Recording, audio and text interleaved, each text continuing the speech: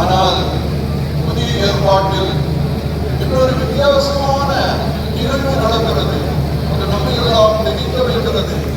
நம்முடைய மீட்பு ஒரு அன்னையின் வழியாக வந்து அடிப்பவர்கள் உதைப்பவர்கள் அனைவரையும் மன்னிக்கின்ற அன்பு இருக்கிறது.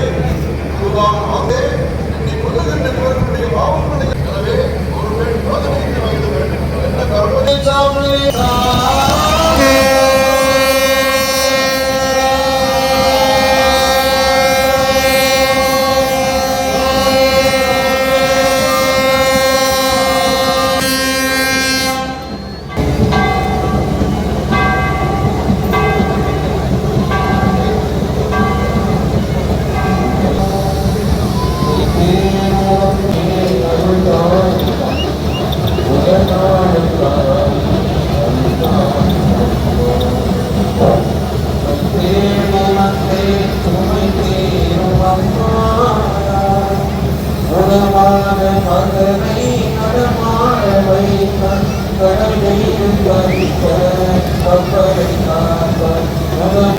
ஒவ்வொரு மக்களுமே எந்த விதமான பொருட்களையும் யாருமே தவறவிடக்கூடாது அப்படிங்கிறதுனா காவல்துறை மூலமா அன்பான வேண்டுகோள்.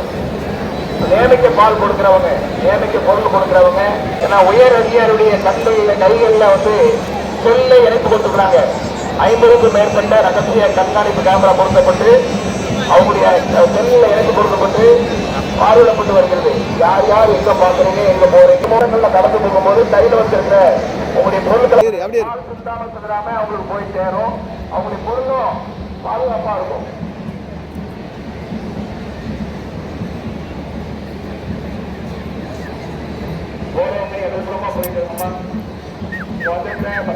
சுற்றுலா போறீங்க அனைத்து மக்களுக்கு அன்பான வேண்டுகோள், தயவு செய்து உங்களுடைய குழந்தைகள் எல்லாம் நீங்க பாதுகாப்பா கூட்டிட்டு வரணும். அதுபோன்று உங்களுடைய பொருளுக்கு நீங்க சார்ந்த இந்த இடத்தில் கொடியேற்ற நிகழ்ச்சிகளுக்காக திரளாக வந்திருக்கின்ற அனைத்து மக்களையும் இயேசுவின் பெயராலும் பசுமேலிஸ் மாதாவின் பெயராலும் அன்போடு வரவேற்கிறேன்.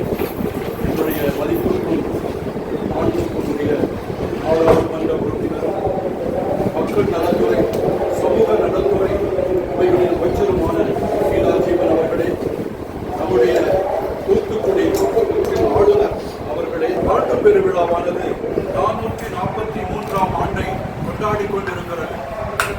பாரம்பரியமிக்கது, மிகது மக்கள் மனங்களில் உறைந்து வாழக்கூடிய அன்னை மரியாள் இந்த நகரத்தின் பாதுகாவலியாக இருக்கின்றார். அவர் எப்பொழுதும் இவர்களை ஆசீர்வதித்துக் கொண்டே இருக்கின்றார். ஒவ்வொரு நாளும் திருப்பலி நடைபெறும், ஜெபமாலை நடைபெறும், ஆசீர்வாதங்கள் கொடுக்கப்படும். இதில் மக்கள் திரளாக பங்கேற்று இதை பயன்படும் பணியாக உங்களை அன்போடு கேட்டுக்கொள்கிறேன். மிகவும் முக்கியமாக 3ஆம் தேதி, ஆகஸ்ட் மாதம் 3ஆம் தேதி, 4ஆம் தேதி நாட்கள் தான் ஆண்டவருக்கு ஏற்புடைய நாட்களாக, மக்களை ஆசீர்வதிக்கின்ற நாட்களாக இருக்கின்றது.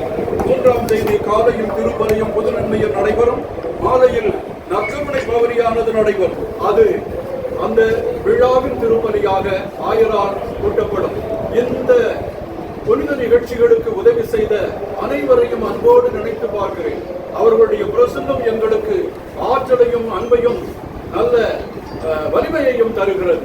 இவர்களுடைய வருகையால் மாநகரமே மகிழ்ந்து நிற்கிறது. காவல்துறையிடம், போக்குவரத்து துறையிடம், மின்சாரத்துறையிடம், ஊடகத்துறையிடம் எல்லாரிடமிருந்து வருகின்ற ஒத்துழைப்பு மிகவும் அருமையாக இருக்கிறது.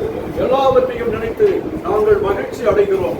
இந்த திருவிழா மிகவும் நன்றாக நடக்கும்.